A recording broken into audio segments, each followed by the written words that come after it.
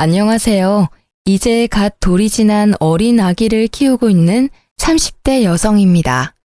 저는 어릴 때 부모님이 사고로 돌아가셔서 시골에 계신 할머니의 손에서 자라게 되었어요.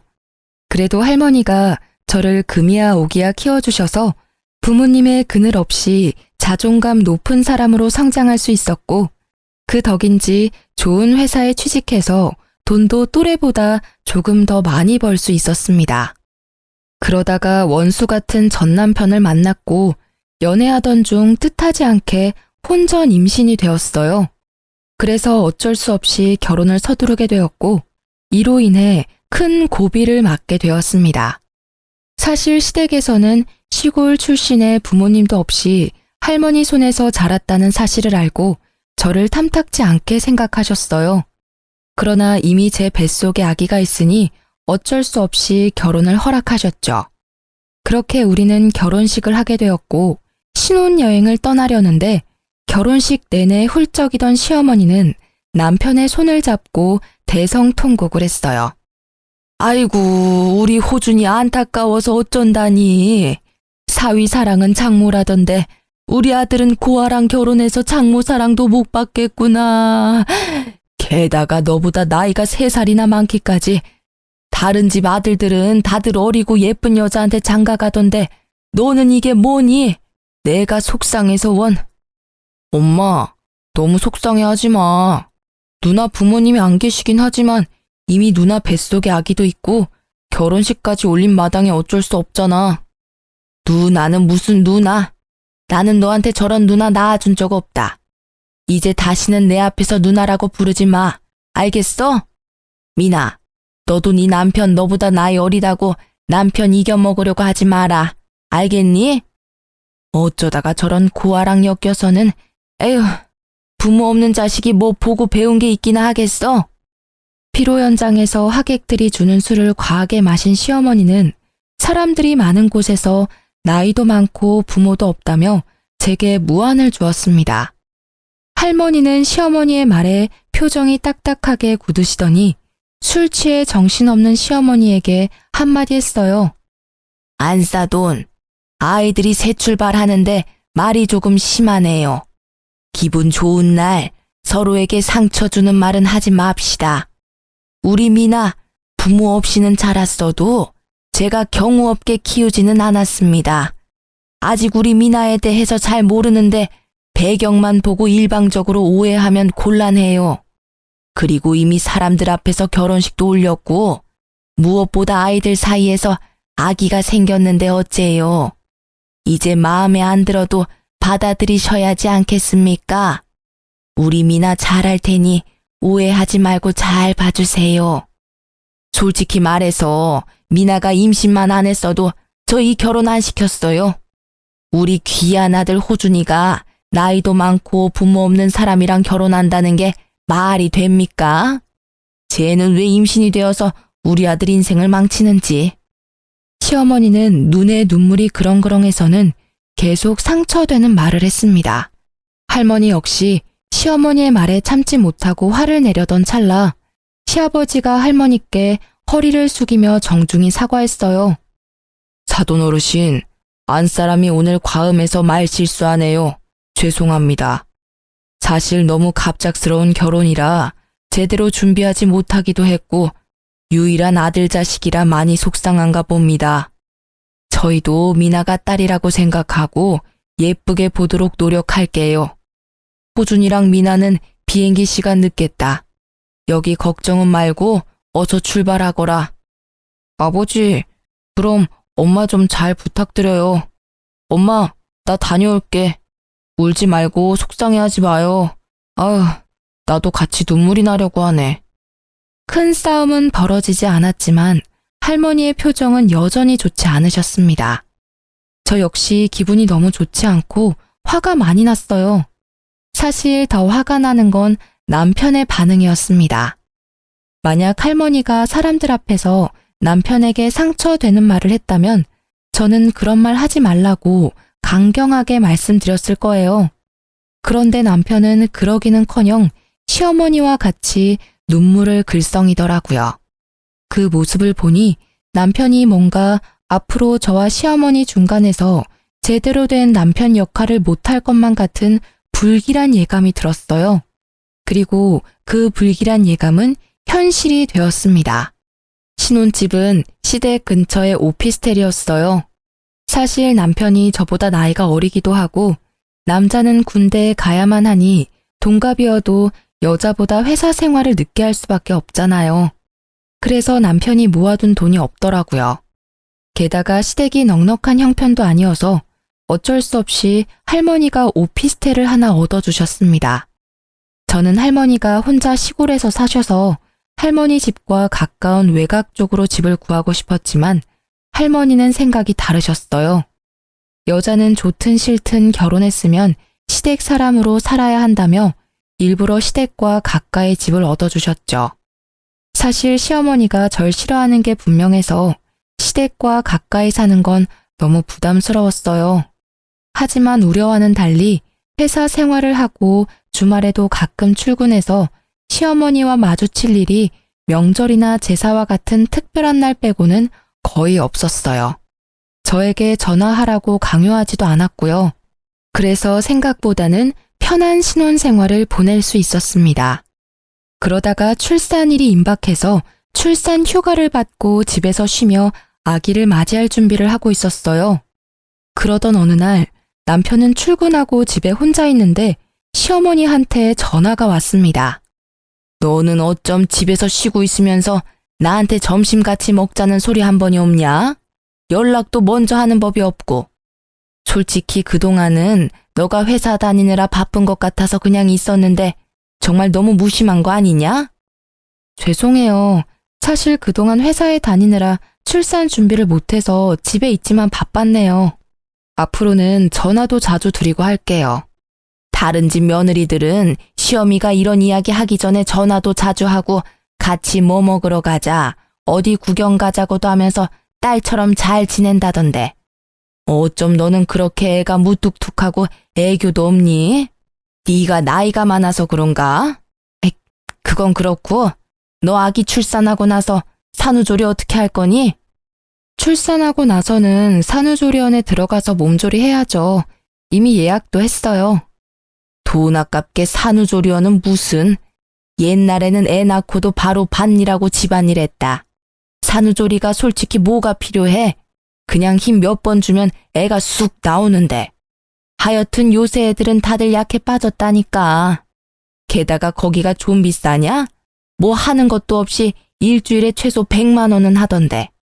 괜히 그런데 들어가서 우리 아들 돈 허투루 쓰지 말고 출산하면 그냥 바로 집으로 와라. 내가 해주마. 어머니가 제 산후조리를요? 아무리 그래도 어떻게 어머니의 산후조리를 받아요. 전 그렇게 못해요. 그리고 조리원 예약할 때 남편 돈이 아닌 제 돈으로 했어요. 그러니까 돈 걱정은 하지 마세요. 정말 너 돈으로만 계산했어? 우리 호준이 돈 한 푼도 안 들어간 거 맞지? 난 우리 아들이 힘들게 번 돈 쓸데없는 곳에 나가는 거 원하지 않아. 이게 다 낭비야. 차라리 그 돈으로 아기한테 좋은 거 하나 더 입히고 먹여야지. 하지만 어머니, 아기 잘 돌보려면 산후조리도 필요해요. 엄마 몸이 빨리 회복되어야 아기도 잘 돌보죠. 아, 글쎄 옛날에는 그딴 거 없이도 다들 아기 셋넷 잘 낳고 했다니까. 요즘 젊은 것들은 아기 꼴랑 하나 낳았다고 아주 공주 대접 받으려고 한다니까. 넌 그러면 내가 가만 안 둘 테니까 그런 줄 알아. 시어머니는 본인이 하고 싶은 말만 하시고는 전화를 끊어버리셨습니다. 시어머니가 왜 이렇게까지 화를 내는지 이해하지 못했어요. 남편 돈으로 산후조리원을 예약한 것도 아니고 제가 번 돈으로 하겠다는데 뭐가 문제입니까? 그냥 괜히 그러시는 것으로 생각하고 저는 아기를 만날 준비에 들떠 있었어요. 그렇게 일주일 정도가 지났을까요? 집에 있는데 엄청난 진통이 오기 시작했고 자연분만으로 아기를 낳으려다가 실패하고 응급수술로 아기를 낳게 되었습니다. 이때도 시어머니는 나이가 많아서 수술하게 되었다는 등의 독설을 하셨고 남편은 저와 시어머니 사이에서 이러지도 저러지도 못하고 바보같이 있었어요. 어쨌든 힘들게 태어난 아들은 별 문제 없이 건강했고 예정대로 제 돈으로 예약한 산후조리원에 2주일 동안 있게 되었습니다.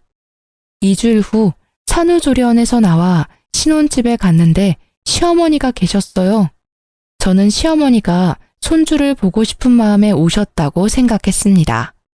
그런데 아무리 시간이 흘러도 시어머니는 집으로 가시지 않아서 너무 불편했어요. 어머니, 그런데 집에는 언제 가실 거예요? 이제 곧 저녁 시간도 되어 가는데 아버님 식사 준비도 하셔야 하는 거 아니에요? 어머, 얘 봐라. 방에 있는 집 못 봤니? 나 오늘 집에 안 갈 거야. 여기서 한 달 정도는 머무를 거다. 네? 그게 무슨 말씀이세요? 저는 전혀 못 들었는데요. 너가 육아하느라 정신없다는 핑계로 우리 아들 굶길까봐 당분간 여기서 우리 아들 밥 챙겨줄 거다. 그리고 우리 아들은 매운 음식 좋아하는데 나 없으면 모유 수유하는 너 눈치 보여서 매운 음식도 못 먹을 거 아니야. 너는 네 자식 밥 주듯이 나도 내 자식 밥 챙겨줘야 하지 않겠니? 시어머니의 말씀에 너무 기가 막혔습니다. 그런데 더 기가 막힌 것은 이어지는 남편의 말이었습니다. 맞아. 나는 미역국도 싫어하고 밍밍한 음식은 더 못 먹어.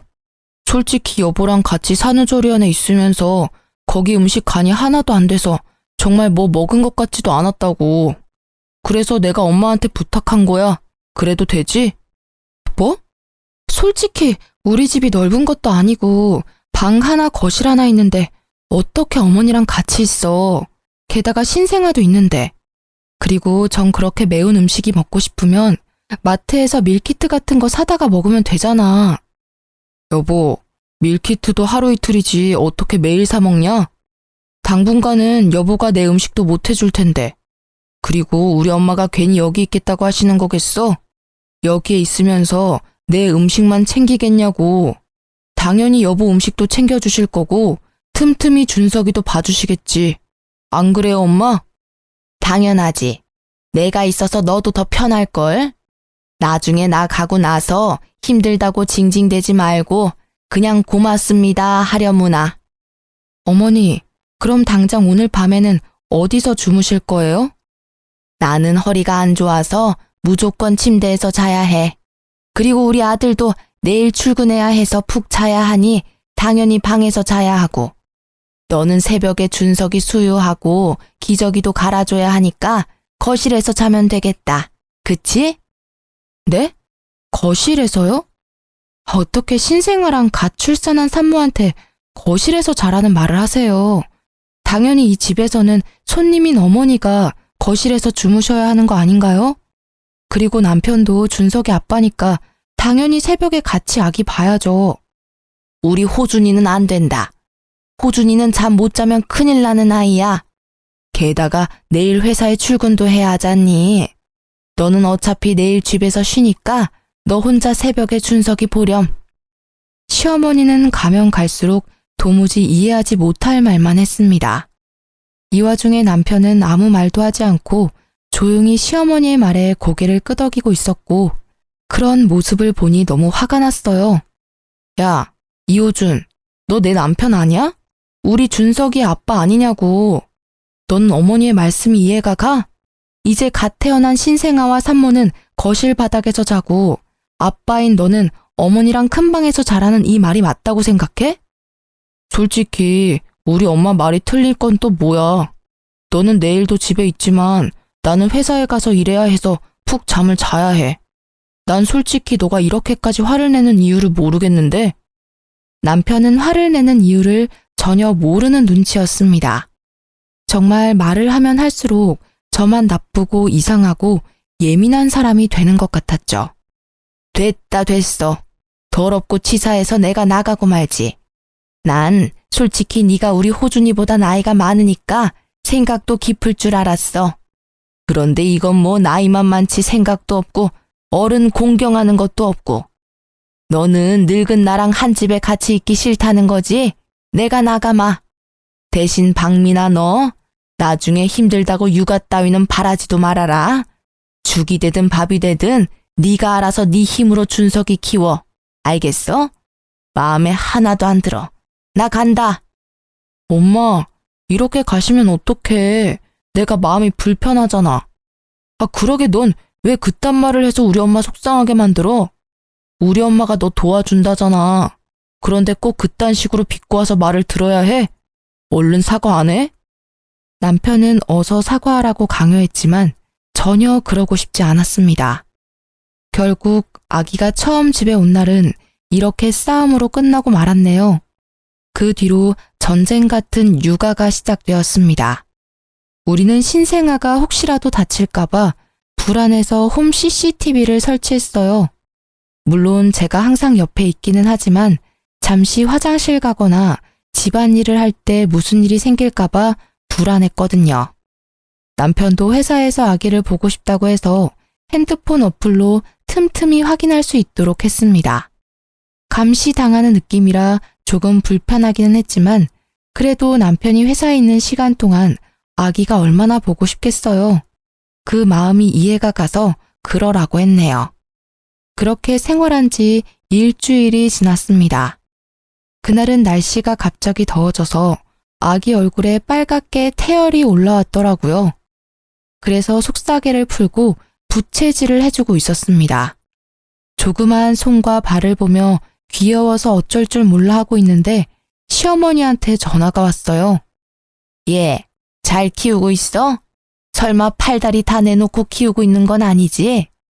아기들은 온도에 예민해서 추위 잘 타니까 팔다리 잘 감싸줘야 한다. 신생아가 감기 걸리면 난리나. 요새는 병원에 소아과 의사들도 없어서 아기들도 잘 안 받아준다더라. 그러니까 어서 속사계로 꽁꽁 싸매줘라. 속사계로 싸매면 땀띠 나서 고생할까봐 더 걱정되었지만 여기서 더 말하면 시어머니의 잔소리가 끊이지 않을 테니 그냥 대충 알겠다고 하고 전화를 끊었습니다. 그리고 당연히 속사계도 하지 않았죠. 그런데 30분이나 지났으려나요? 시어머니한테 또 전화가 왔습니다. 속사계 했니? 아무리 오늘 날씨가 더워도 아기들은 온도에 예민해서 추울 수 있어. 그러니까 얼른 속사계 해줘. 네가 덥다고 해서 아기들도 더운 거 아니야. 아기들은 춥다고. 얼른 속사계 해서 증거사진 보내라. 알겠니? 시어머니는 기어이 속사계를 하라고 성화했고 어쩔 수 없이 아기를 다시 싸매서 사진을 찍었습니다. 잠시 후 잘 놀던 아기가 칭얼거리기 시작했어요. 기저귀를 보니 응가를 했고 저는 엉덩이를 씻기고 기저귀를 갈았습니다. 그런데 기저귀를 가는데 시어머니한테 또 전화가 왔어요. 아까 내가 이 말 한다는 거 깜빡했구나. 요새 젊은 사람들은 귀찮다고 일회용 기저귀 쓰는데 그거 아주 많이 안 좋아. 통풍이 안 돼서 아기 엉덩이 발진 나고 화학 제품이 가득해서 아기 몸에도 별로 안 좋단다.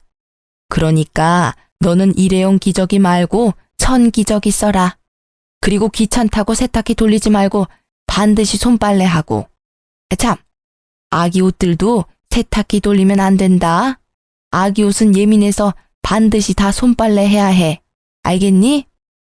어머니, 요새 일회용 기저귀도 통풍 잘 되게 좋게 나와요. 그리고 저 지금 아직 출산한 지 한 달도 안 됐는데 어떻게 손빨래를 해요? 지금 손목도 아프고 허리 어깨 다 아파서 저 손빨래 못해요. 그래도 네가 엄마인데 이제 아기를 위해서 희생해야지. 그리고 아기 피부에 어른들 화학세제가 얼마나 안 좋은지 아니? 요새는 아기용 세제가 따로 나와요. 아기용 세탁기도 작은 걸로 장만해서 어른 세탁물이랑 같이 돌리지도 않고요. 다들 그렇게 하는걸요? 뭔 그렇게 말이 많아? 다들 그렇게 해도 내가 더 잘 알아. 솔직히 말해서 너가 아기를 잘 볼 수나 있냐? 아기 잘 앉지도 못하면서 뭘 한다고 그리 큰 소리야? 내 말대로 해라. 알겠니? 시어머니는 제게 더 말하고 싶어 했지만 때마침 아기가 배고프다고 울었습니다. 바로 모유를 먹이려 했지만 생각만큼 양껏 나오지 않더라고요. 모유가 나오지 않아서인지 아기가 숨이 넘어가게 울어서 급히 젖병과 분유를 챙겼습니다. 어떤 사람들은 이러면 혼동이 와서 끝까지 모유를 먹인다고 하지만 잘 먹고 잘 크는 게 우선이라는 생각에 바로 젖병에 분유를 탔어요. 아기는 배가 엄청 고팠는지 허겁지겁 분유를 먹기 시작했습니다. 겨우 집에 고요한 평화가 찾아왔는데 시어머니한테 또 전화가 왔어요. 그러나 한 손으로는 아기를 안고 다른 손으로는 젖병을 잡고 있어서 전화를 받을 수 있는 상황이 아니었습니다. 솔직히 전화 받기도 싫었고요. 그리고 10분 정도 뒤 잠이 든 아기를 조심스럽게 침대에 눕혔습니다. 저도 잠시 옆에서 쉬려는데 또 시어머니한테 전화가 왔어요. 너 모유 안 나온다고 분유 먹이는 거 아니지? 사람은 사람 젖을 먹어야지 소젖 먹으면 안 된다. 소젖 먹으면 애가 멍청해져. 성격도 포악해지고 말이야. 안 그래도 우리 손주 엄마 잘못 만나서 자연분만 못하고 수술해서 남들보다 뒤처질 텐데 더 뒤처지게 하면 되겠니? 절대 분유 먹이지 말고 모유 먹여라. 모유 잘 나오면 당연히 모유 먹이겠지만 모유가 안 나오는데 어떻게 먹여요? 어른들처럼 밥을 못 먹으면 빵이나 다른 걸 먹을 수 있는 것도 아닌데 모유 안 나온다고 굶길 수는 없잖아요. 애가 나이만 들어서 모유도 안 나오고 몸도 부실하고 우리 손주 걱정돼서 내가 가만히 있을 수가 있나?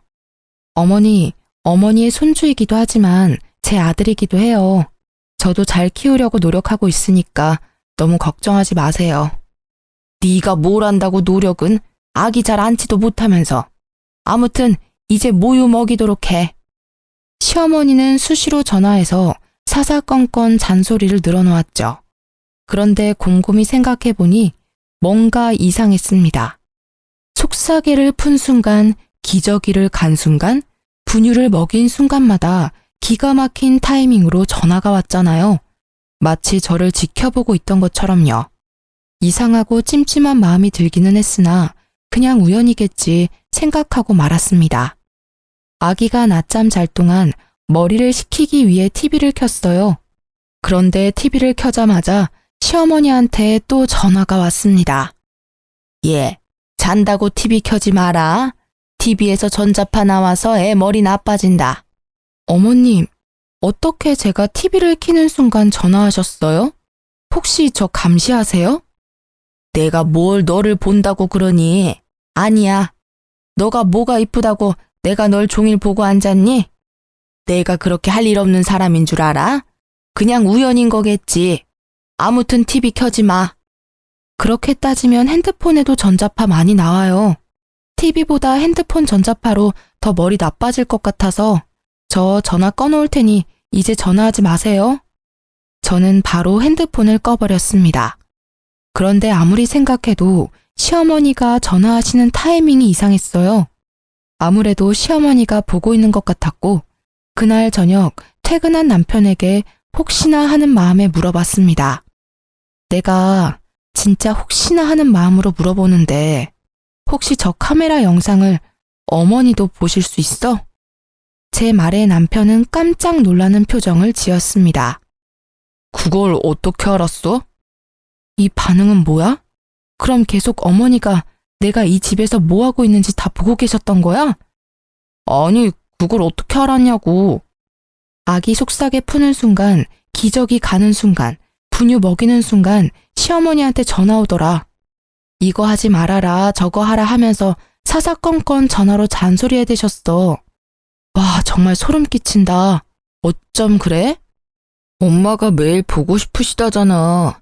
그런데 엄마가 집에 매일 온다 그러면 누나가 싫어할 거 아냐. 어차피 나도 보는 중인데 엄마도 같이 보게 해드렸지. 그럼 안 돼? 만약에 우리 할머니가 너 보고 싶다고 너네 회사랑 집에 CCTV 설치하고 계속 보고 있다면 너는 기분 좋겠냐? 어머니한테 당장 어플 지우라고 해야겠다. 나는 그런 감시당하면서는 못 살아. 저는 시어머니한테 전화를 걸었고 남편은 왜 굳이 그렇게까지 해야 하냐며 제 전화를 빼앗으려 했습니다. 그러나 마치 기다렸다는 듯이 바로 받더라고요. 어머니, 그동안 CCTV로 저랑 아기 다 지켜보고 계셨죠? 지금 저와 남편이 싸우는 모습도 다 보고 계셨겠네요. 전 그렇게 감시당하는 기분으로 못 삽니다. 당장 그 어플 삭제하세요. 네가 뭔데 내 핸드폰 어플을 지워라 말아야.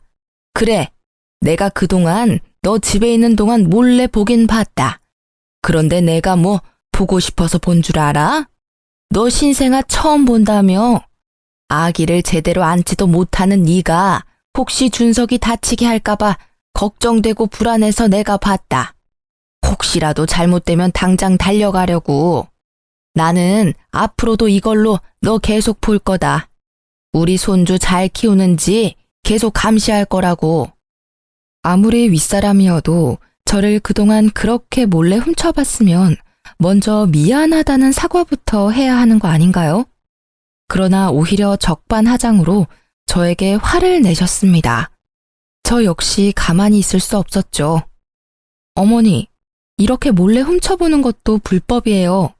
만약에 저희 할머니가 남편 보고 싶다고 이 집에 몰래 CCTV 설치해서 보면 어머니 기분 좋으시겠어요? 나이만 처먹었지 할머니 손에서 자란 네가 아기를 어떻게 키우니?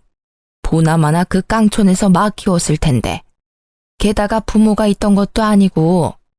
이렇게 나이 많은 어른한테 말을 막 하는 거 보면 심성도 고약한데 네가 손주한테 무슨 해코지를 할지 어떻게 알아? 난 너 못 믿는다. 네가 부모 있는 집에서 바르게 잘 자랐으면 나도 이렇게 시간 낭비해가며 오지랖 안 부려. 아무리 그래도 전 매 순간을 감시당하며 살 수는 없겠네요. 어플 삭제 안 하시면 저 이 집에서 못 삽니다. 뭐 그럼 네가 이혼이라도 하겠다는 거냐? 그럼요. 못할 것도 없죠. 계속 이런 식으로 나오시면 저 이혼하겠습니다. 그리 아세요. 전화 끊습니다. 남편은 이 타이밍에도 제가 화난 이유를 전혀 알지 못했습니다. 우리 엄마가 혹시라도 준석이가 아프거나 하면 바로 달려와서 너 도와주려고 그러는 건데 너무하는 거 아니야? 어쩜 이렇게 우리 엄마의 마음을 몰라? 네 생각만 해? 너같이 시어머니를 우습게 하는 사람은 아마 세상 천지에 없을 거다. 참나. 그럼 나도 할머니한테 CCTV 보게 해도 되는 거지? 우리 할머니도 준석이 보고 싶으실 텐데 그렇게 하자. 아주 그냥 우리 이 집에서 밥 먹고 자고 쉬는 매 순간 다 할머니며 시댁에 다 공유하자. 그럼 됐냐? 어? 서로를 이해하지 못하며 계속 싸웠고 언성은 점점 높아져만 갔어요. 한창 싸우고 있는데 시어머니가 또 전화했습니다. 그만 싸워. 그래, 내가 네 뜻대로 어플 지웠다. 그러니까 우리 아들 그만 잡으라고. 제가 어떻게 믿어요? 솔직히 지웠다고 말하고 안 지우면 되는 것 아닌가요? 지금이라도 가서 내가 어플 삭제한 거 보여주랴? 지금 가? 아니요. 어머니께서 지우셨다니 뭐 믿어야죠. 만약에라도 저 몰래 계속 보고 계시면 저 준석이 데리고 바로 이혼하겠습니다. 일단 어플을 삭제시켰지만 그 뒤로도 시어머니와 남편에 대한 불신과 미움이 가득 남아 있었습니다. 하지만 시아버지와는 사이가 좋았어요. 시아버지는 항상 제게 아들을 낳아줘서 고맙다고 표현해 주시는 유일한 분이세요. 사실 시아버지는 상가에서 경비 일을 하고 계셨지만 벌이가 좋은 편은 아니었어요. 두 분이 사치스러운 생활을 하시지 않았지만 요새 같은 고물가 시대에 경비 일로는 먹고 살기가 쉽지 않더라고요. 그래서 결혼 후 시댁에 100만 원씩 용돈을 보내드리기로 했었습니다. 처음에는 크게 무리되지 않았으나 아기가 태어나니 의외로 돈 나갈 곳이 많았어요. 게다가 출산 휴가로 제 월급이 사라져서 남편 월급만으로 생활하기가 빠듯했습니다. 그래서 한 푼이라도 아끼고자 시댁에 용돈 주는 걸 줄이자고 말했어요. 여보, 우리 시댁에 용돈 줄여야 할 것 같아. 휴직 중이기는 하지만 지금 내 월급이 많이 줄어서 생활비가 반으로 줄었고 준석이 앞으로 나가는 돈도 많아서 매달 100만 원은 너무 무리야. 아, 뭐? 어떻게 그런 소리를 해? 야, 원래 자식은 결혼하면 부모님한테 효도해야 하는 거야. 너무한 거 아니야? 남편은 불같이 화를 내더군요. 용돈을 아예 없애겠다는 것도 아니고 형편에 맞게 줄이자는 게 이렇게까지 화를 낼 일인가 싶었습니다. 내가 언제 용돈 안 드리겠대? 그냥 줄이자고. 아니, 그러면 아예 우리 할머니한테도 똑같이 100만 원 보내. 솔직히 그동안 시댁은 형편 어려워서 매번 용돈 보냈는데 우리 할머니한테는 한 번도 용돈 보낸 적 없잖아. 뭐라는 거야? 할머니는 농사로 계속 돈을 버시고 계시잖아. 그리고 시골에서 혼자 사시고 직접 농사 지으시는 데다가 집도 할머니 집이라서 월세나 관리비도 안 들 텐데 돈 들어갈 곳이 어딨어? 반대로 우리 집은 아버지만 일하시니 얼마나 힘들겠냐? 넌 우리 집은 생각 안 하냐? 사실 시댁은 시아버지만 일하시고 시어머니는 평생을 전업주부로 사셨습니다. 시어머니가 몸이 특별히 불편하거나 하신 것은 아니고 그냥 집에서 쉬는 걸 좋아하세요.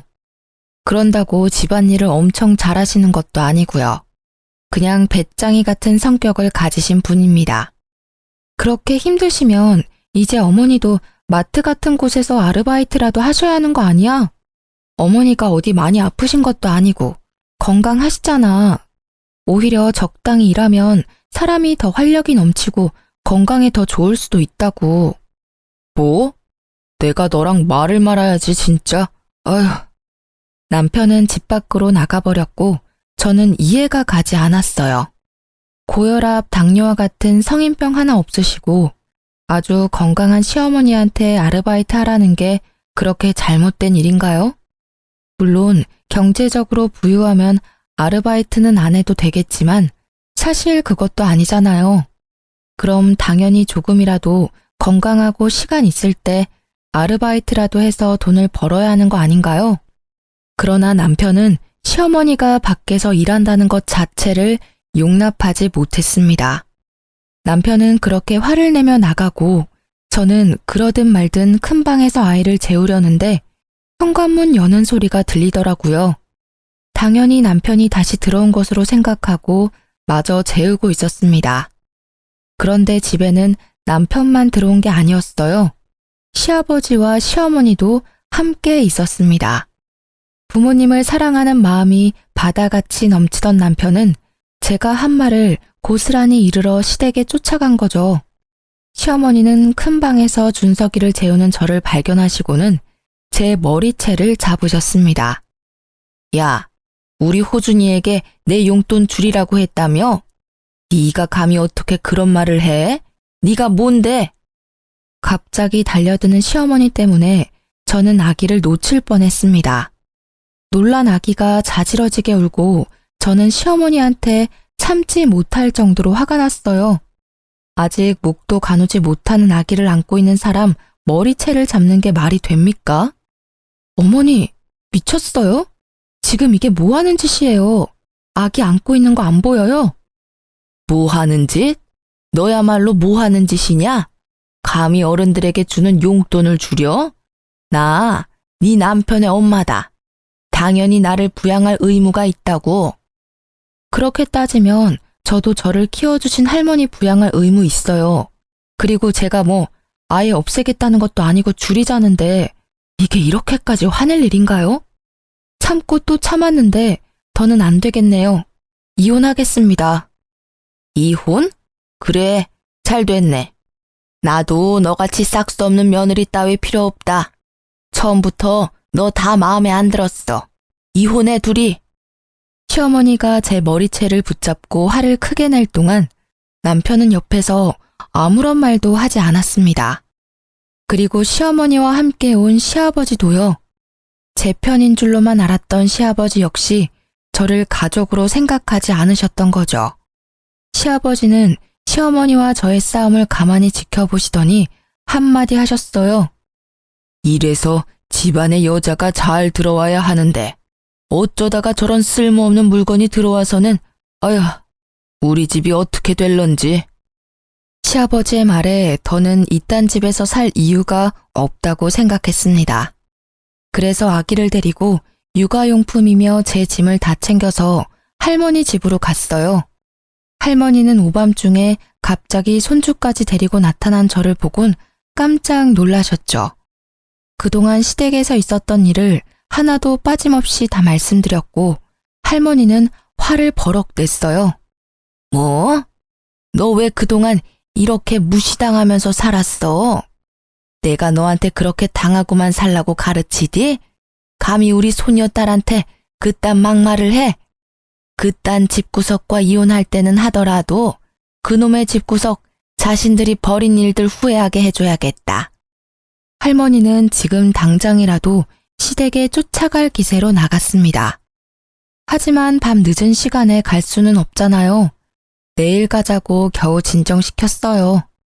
다음날 할머니는 새벽 5시부터 저를 깨우셔서는 옆집 할머니 집에 아기를 맡겨두고 신혼집으로 찾아갔습니다. 갔더니 남편이 거실에서 코를 골며 잠을 자고 있었는데 어찌나 곤히 자던지 사람이 들어와도 모르더라고요. 순간 할머니가 화장실에 가셔서는 화장실에 있던 작은 바구니를 들고 변기통 물을 퍼내셨습니다. 그러고는 그 물을 자고 있던 남편의 얼굴에 부으셨어요. 똥물에 튀겨도 모자란 놈아. 내 귀한 소녀딸 너 하나 믿고 보냈는데 어떻게 우리 미나를 그렇게 무시할 수가 있어? 할머니, 언제 오셨어요? 그리고 이 물은 또 뭐예요? 자다가 물벼락을 맞은 남편은 저승사자라도 본 것처럼 깜짝 놀라며 안절부절 못했습니다. 내가 너 돈 없다고 해서 이 집도 마련해주고 내가 너한테 용돈 한 푼 바란 적 있었냐? 있어 글놈아. 나는 너 같은 놈 내 손녀 사위로 못 봐준다. 둘이 갈라서. 그리고 당장 이 집 팔아버릴 거니까 당장 나가. 아니지. 그 전에 너네 집부터 먼저 가자. 너네 부모 만나서 내가 아주 땅을 치고 후회하게 할 거야. 이 못된 것들. 할머니는 남편의 멱살을 잡고 당장 앞장서라고 난리셨습니다. 쩌렁쩌렁한 할머니의 호통에 남편은 손을 벌벌 떨며 기다시피 시댁으로 향했어요. 시부모님은 아침 대바람부터 오신 할머니의 모습에 어쩔 줄 몰라 했습니다. 사돈어른이 아침부터 여기 무슨 일로 오셨... 아니 그런데 옷과 목걸이, 시계, 가방이... 이게 다 뭐예요? 내 옷이 뭐요? 내가 뭐 못 입을 거 입고 왔어요? 이거 샤넬백 아니에요? 아니 이 시계는 시골에 계시던 사돈어른이 어떻게 이런 거를 다 하고 오셨어요? 새벽 대바람부터 오느라 제대로 못 봤는데 할머니가 1,000만 원이 넘는 명품 옷에 300만 원짜리 목걸이, 3,000만 원짜리 시계에 명품백까지 메고 오셨죠. 사실 우리 할머니가 대대로 내려오는 부자 집안의 외동딸입니다. 시골에서 살기는 했지만 덕분에 전 부유하게 자랐어요. 그러나 할머니는 돈 있다고 떠벌리고 다니면 골치 아플 일만 생긴다면서 보유 재산을 주변 그 누구에게도 말하고 다니지 않으셨어요. 시골에서는 항상 몸빼바지만 입고 다니셨고 명품 옷은 몇 벌 있기는 하지만 거의 꺼내 입지 않으셨습니다. 그랬던 할머니가 갑자기 명품을 휘감고 오셨으니 시댁에서는 얼마나 놀랐겠어요. 할머니의 모습에 입도 못 다물고 있었고 할머니는 그런 시부모님께 한 소리 했습니다. 이봐요.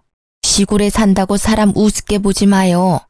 시골에 살아도 내가 당신들보다 훨씬 더 돈도 많고 능력이 있다고. 할머니가 시부모님께 더 뭐라고 말을 하려고 했는데 남편이 갑자기 할머니의 손을 잡았습니다. 그러더니 세상 착한 미소를 짓더라고요. 할머님, 화만 내지 마시고 손주 사위 말 한번 들어주세요. 저와 누나 약간의 오해가 생겨서 이렇게 된 거예요. 오해? 개 풀 뜯어먹는 소리하고 앉았네. 야, 우리 미나가 안타까운 사정으로 부모는 빨리 잃었어도 너보다 더 잘 먹고 잘 살았어.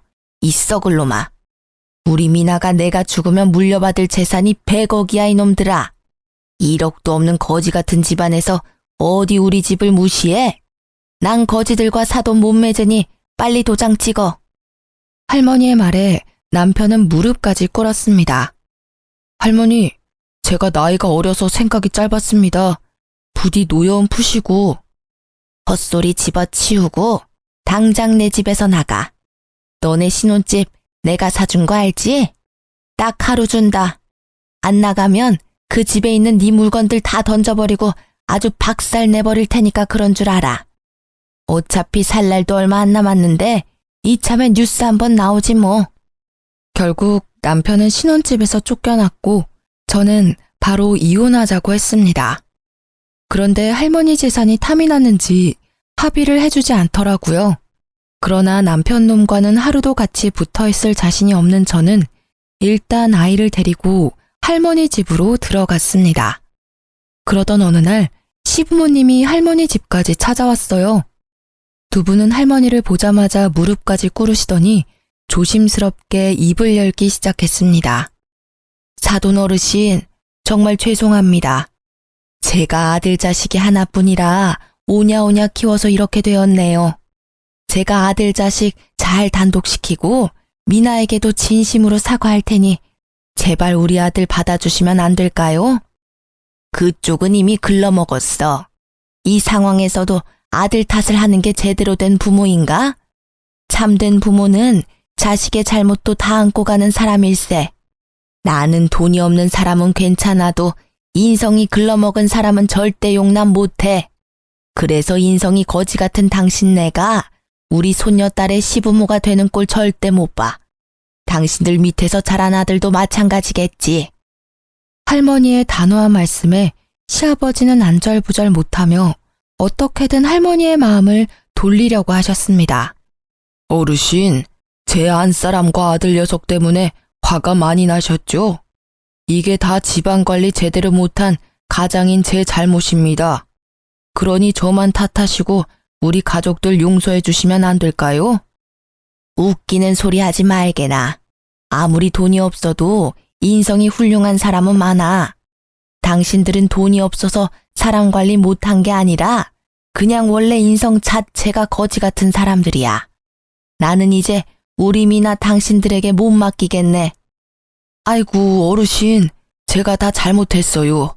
그러니 제발 노여움 푸시고 한 번만 기회를 주세요. 기회는 사람 같은 사람들에게나 주는 거지 당신 같은 사람들에게 주는 게 아니야. 나는 이제 당신네들과 더는 할 말 없으니 나가. 지금 안 나가면 경찰 부를 거요.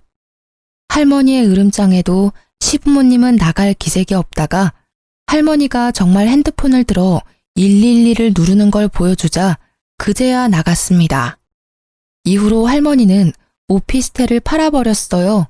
그리고 저는 돌도 지나지 않은 어린 아들을 키우는 이혼녀가 되어버렸죠. 아들에게 온전한 가정을 주지 못한 게 안타깝기는 하지만 제 선택에 후회는 없습니다.